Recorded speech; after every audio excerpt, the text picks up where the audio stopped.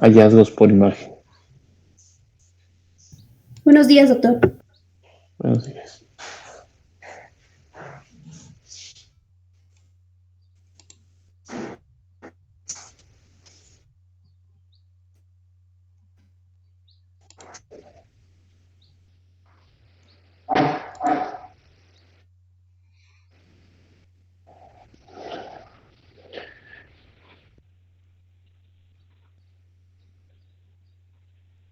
¿Se ve la presentación? Sí, doctor. Sí, doctor. Ok, gracias. Bueno, pues comenzaríamos viendo las características que ya habíamos mencionado anteriormente de lo correspondiente a los rayos X, ¿no? Bueno, si se dan cuenta acá, tenemos una imagen de un tubo de rayos X.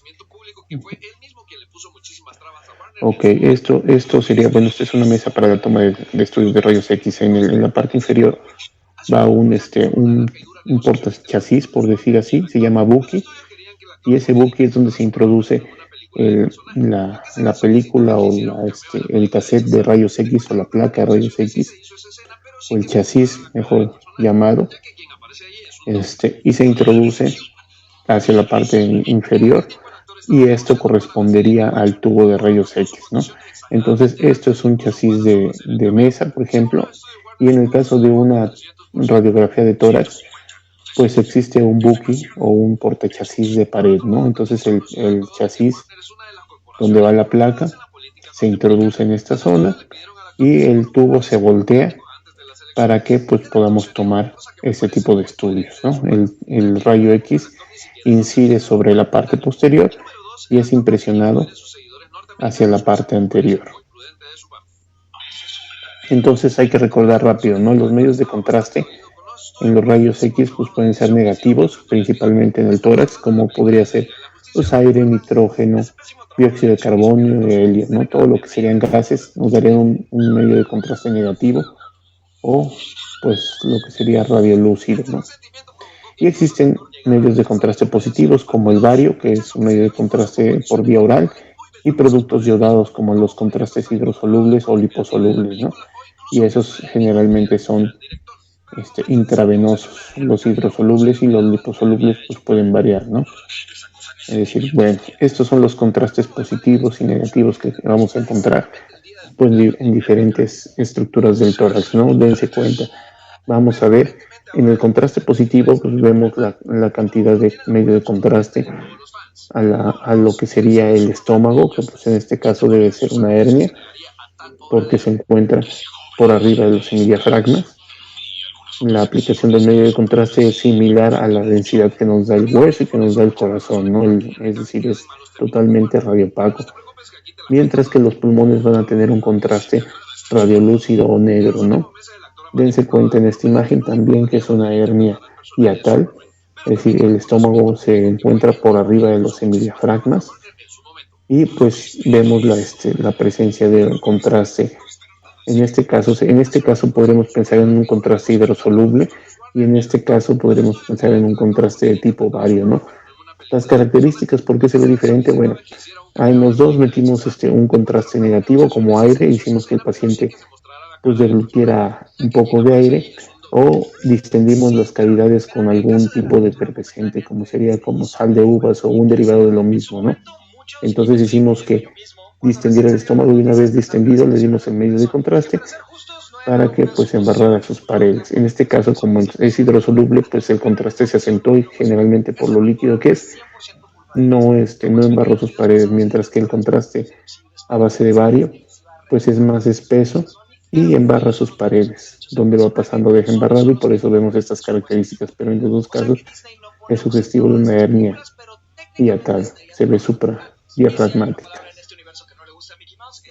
Contrastes positivos y negativos en un colon por enema, ¿no? Es decir, entonces en este tipo de estudio lo que hacemos, colocamos una sonda o una cánula con un globo en la porción del recto.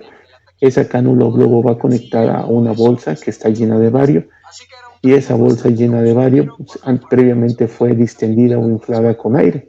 Es decir, fue totalmente inflada con aire y ese aire que le echamos pues lo vamos a pasar después. Es decir, podemos hacer dos tipos de estudio de colon por enema. Puede ser un colon por enema por un colon por enema de un solo contraste o de doble contraste. Es decir, el colon por enema de un solo contraste lo único que consiste es llenar con medio de contraste positivo, que sería en este caso bario, pues el colon. Podríamos llenar todo el colon, se vería así todo el colon totalmente lleno de bario, es decir, todo distendido de bario. Eso muchas veces se ocupa para las reconexiones en pacientes que les hicieron una cirugía y que les desconectaron porque le hicieron una resección de una porción del intestino, pues se encuentra separado el intestino, ¿no? Es decir, podemos ver una porción de intestino hacia lo que es el recto sigmoides y otra porción hacia el ciego, ¿no? Y están separadas. Entonces puede tener un estoma o una entrada por donde esté drenando el contenido, y por esa entrada pues vamos a introducir un poco de bario y lo distendemos hasta donde llegue, ¿no? Y por el recto pasamos otra cantidad de bario y vemos la distancia que quedaría entre los dos puntos, ¿no? Es decir, ese sería el fin de un colon por enema de un solo contraste, ¿no? Es decir, distender y ver los puntos de separación o la distancia de los puntos de unión del intestino, ¿no? Pero pues en otros casos distenderlo totalmente nada más para el paso del mismo. Pero en el caso del medio contraste doble o el doble contraste, en este caso se pasa a un medio de contraste todo lo que sería bario, con el cual se tiene que preparar no quedando tan diluido, un poco espeso para que embarre las paredes, y posteriormente se saca todo ese medio de contraste, pero ya dejó embarrar las paredes, y al último distendemos con aire, metemos aire al último y va a quedar así, ¿no? Estas porciones nos da un poco de contraste, pues no es malo, pero generalmente tendría que quedar todo el colon así como embarrado nada más de contraste, ¿no? Con un contraste tanto positivo como negativo. Bueno, aquí estamos viendo el bario y aire, como les decía, en el lado derecho, y el contraste hidrosoluble en una tomografía en el lado izquierdo. Está el paciente en decúbito lateral en el lado izquierdo. Los contrastes hidrosolubles, pues bueno, es a base de ácido benzoico triyodado, a base de yodo, eliminación renal y hepática, y la administración generalmente es por vía endovenosa, aunque también pueden aplicarlo por vía oral. Las tomografías lineales, pues ya lo veíamos, ¿no? Es decir, un corte con movimiento del tubo, lo que nos quitaba una porción más anterior, y pues nos dejaba ver las porciones posteriores, ¿no? Es decir, a lo mejor lo que el gas nos ocultaría en estas zonas, pues no, al quitarlo podríamos ver adecuadamente los riñones, y en este caso pues un lito, ¿no? Y en este caso otro lito renal. También podemos ver las urografías excretoras con contraste, pues eso es lo importante, diferenciar adecuadamente los riñones en este caso y el medio de contraste que está drenando por el sistema pielocalicial y ureteral. Las colangiografías, es decir, las colangiografías podemos verlas con la aplicación de medio de contraste. Generalmente, actualmente una colangiografía como estas que estamos viendo en la imagen, pues no se hacen tan frecuentemente. Es decir, hay otros métodos de imagen que pueden revisar estas características, pero no son tan frecuentes que hagamos colangiografías de este tipo. Generalmente se hacían se hacen con una punción. Llegamos a lo que es la vía biliar, y a partir de la vía biliar aplicamos el medio de contraste y distendemos la vía biliar. Actualmente sí se siguen haciendo las colangiografías, pero generalmente las hacemos a través de una sonda en T. El paciente que tuvo una resección o una exéresis de la vesícula, es decir, por litos, generalmente si presentaba múltiples litos pequeños y todavía el cirujano piensa que podría tener todavía algunos litos en vía biliar o estaría sacando algunos litos, le deja colocar una sonda en T con drenaje externo, ¿no? Y a través de esa sonda en T nosotros metemos un medio de contraste y pintamos toda la vía biliar y vemos si hay alguna ocupación en alguna de las vías. Se encuentra dilatada y está ocupado algún defecto de represión o llenado que no sea sugestivo de algún lito residual. Pero pues estas generalmente no se logra ver adecuadamente en la sonda en T, entonces lo más seguro es que esta se haya hecho por una punción directa. a la viabilidad. Y esas generalmente las podemos guiar por ultrasonido. Es decir, esto que lo ven negro, es decir, nos llama la atención, pero nada más es la forma en que lo cambiaron ellos. Es decir, generalmente el que lo hizo lo pudo poner en positivo o negativo. Es decir, esto realmente debería de ser radio opaco, blanco, totalmente. Pero dense cuenta del hueso, ¿no? Es decir, las vértebras como están, también están negras, ¿no? Es decir, y el aire está blanco. Entonces, nada más invirtió de positivo y negativo. Hay gente que le gusta verlo así, o hay otra gente que le gusta verlo en sentido inverso, ¿no? Es decir, si esto todo blanco y lo demás el aire negro, pero pues en este caso es al revés, nada más por un botón que invirtió esa característica, como cuando invertimos en una imagen en el celular o en lo que sea, entre positivo y negativo. Contrastes, ¿no? Es decir, estamos viendo una tomografía en la cual vemos una tomografía en fase simple y una fase contrastada. Recordemos, pues la fase simple estamos viendo una zona hipodensa totalmente, es decir, que sería edema, y vemos una imagen redondeada, bien delimitada, sugestiva de edema perilesional, de una lesión, y esto edema perilesional, ¿no?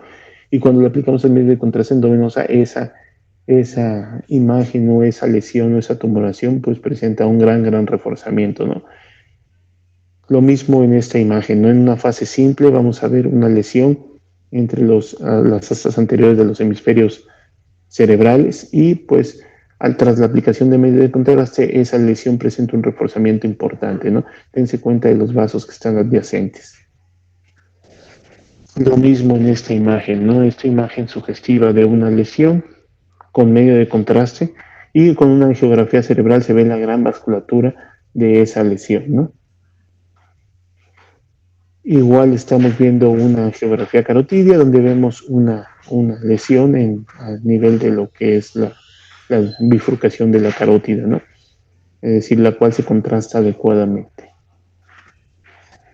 Bueno, pues entonces en la radiografía de tórax es un método de estudio que podemos ver pues a través de una proyección posterior anterior y lateral, o también podemos hacer antero-posterior. Generalmente la posterior anterior es como la que veíamos al principio, es decir, el rayo incide por la espalda y se impresiona hacia la parte anterior del tórax. Entonces, por eso es posterior anterior, porque entra por la espalda, de atrás hacia adelante. Si fuera al revés, el chasis o la pantalla donde vamos a impresionar estuviera en la espalda, pues sería antero-posterior. ¿Sí? Entraría de la forma, pues, inversa, ¿no? Pero generalmente es posterior anterior y pues también la lateral podemos ver. Y manejamos una serie de factores como son el kilovoltaje, el miliamperaje, la distancia, la posición y la inspiración. Entonces, el kilovoltaje alto, entre 120 y 140 kilovolts pico, el miliamperaje bajo, que es 5 miliamperes por segundo. Estas medidas nos dice el kilovoltaje, nos dice con la fuerza a la cual vamos a proyectar los electrones o la velocidad con la que vamos a empujar los electrones hacia lo que es el punto o el blanco para producir los rayos X, mientras que el miliamperaje nos dice la cantidad de electrones que vamos a utilizar, es decir, la cantidad de energía eléctrica que vamos a utilizar. Y es un tiempo determinado, por eso es miliamper segundo durante un tiempo determinado. Entonces, todos esos factores los utilizamos para sacar una imagen de mejor cantidad de electrones y mejor calidad de la misma, ¿no? Es decir, para dar más o menos contraste, por decir así, que está mal dicho, pero podría ser para hacerla más clara o más oscura, ¿no? Es decir, más blanda o más gruesa, es decir, menos penetrada o más penetrada, es decir, dependiendo de los factores, si tenemos un paciente de un volumen corporal muy alto, pues vamos a aumentar el kilovoltaje y pues vamos a tratar de hacer una penetración mayor porque a lo mejor la grasa nos produce una atenuación, la cual no nos deja impresionar adecuadamente la placa, ¿no? La distancia generalmente es de 1,70 a 2 metros y eso se le conoce como teleradiografía de tórax, la que es tomada en posterior anterior a una distancia de 2 metros. Es decir, si es tomada a menos de 2 metros, pues sería una PA simple, no sería teleradiografía de tórax, porque pues, el corazón no podría ser tan evaluado. Podemos magnificar esa distancia y podemos ver un corazón aparentemente más grande por la distancia que pongamos el enfoque del tubo. Entonces, para valorar el corazón adecuadamente, tiene que ser evaluado posterior anterior a una distancia de 2 metros con inspiración profunda. La inspiración profunda nos sirve para descender los hemidiafragmas y ver todos los campos pulmonares en forma adecuada. Y esto pues sería un ejemplo, ¿no? Es decir, cómo inciden los rayos, cómo se impresiona la placa, y pues sería la forma en que se realizaría.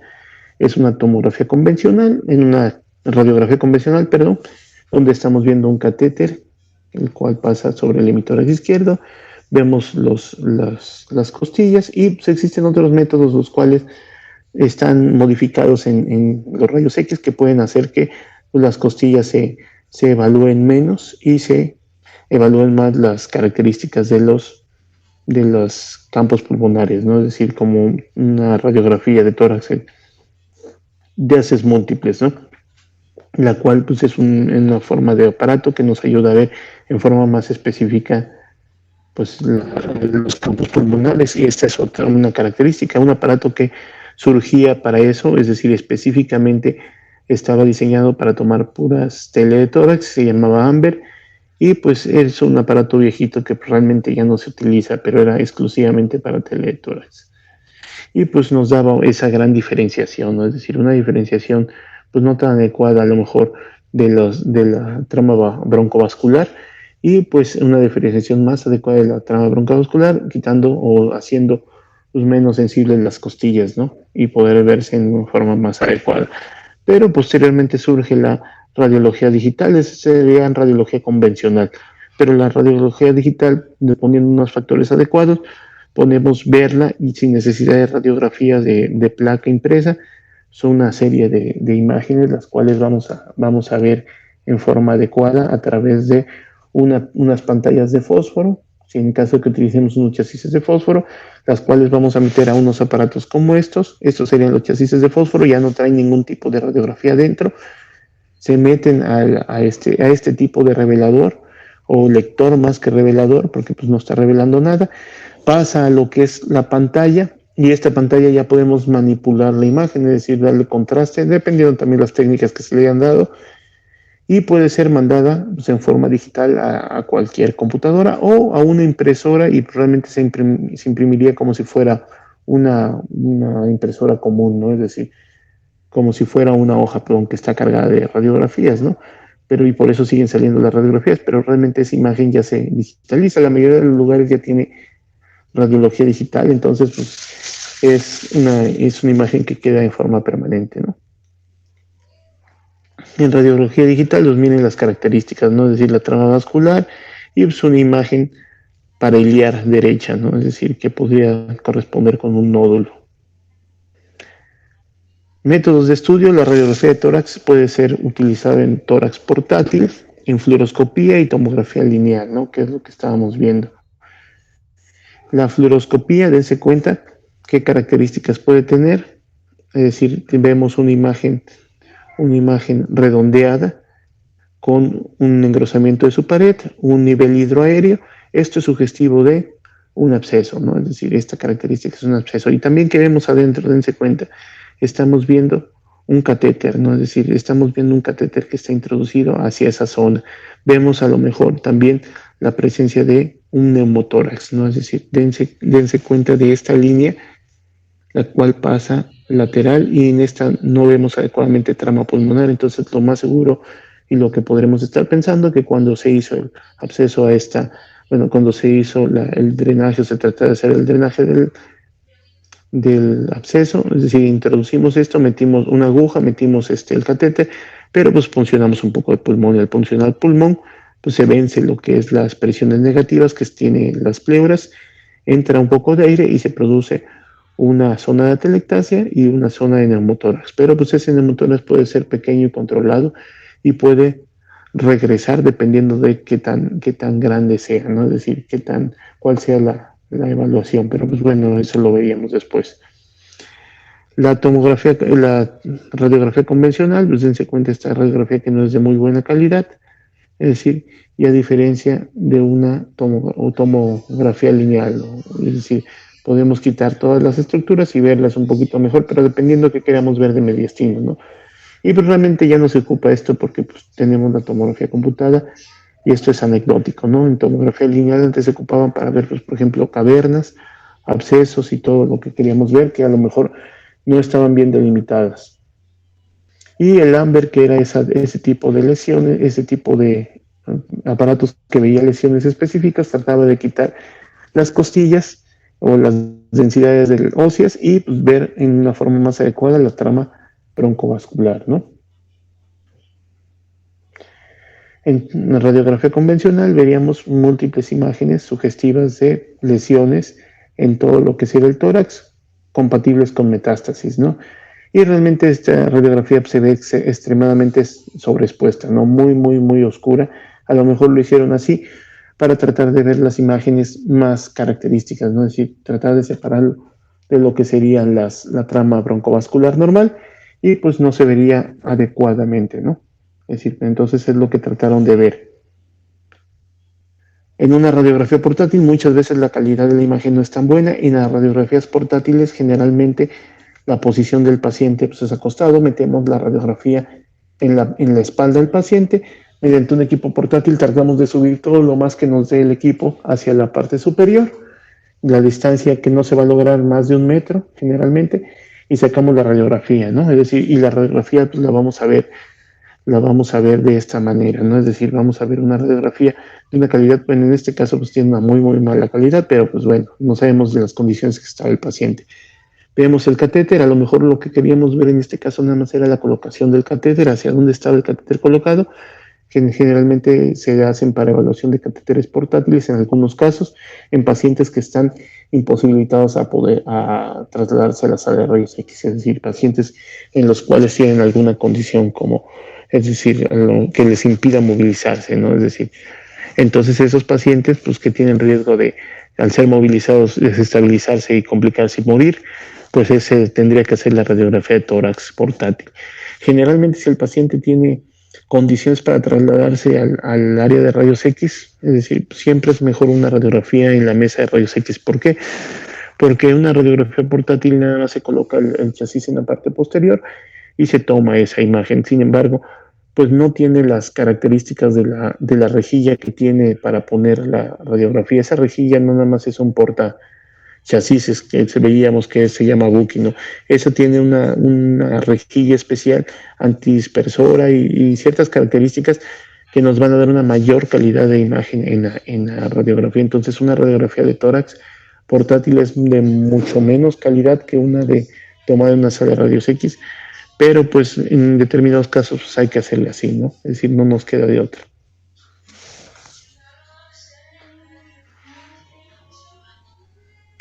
Bueno, pues veríamos posteriormente, ahorita vamos a dejarlo de momento ahí, veríamos posteriormente continuaremos con todo lo que sería la, la, este, la del tórax por imagen, veríamos ahorita lo posterior, lo que sería un poco de ultrasonido, pero pues momentáneamente lo dejaríamos así para para pues continuar posteriormente en, ¿no? Entonces, pues bueno, es prácticamente todo lo que veríamos hasta ahorita y nos estaríamos viendo hasta el miércoles. Los martes y jueves generalmente me cuesta mucho trabajo.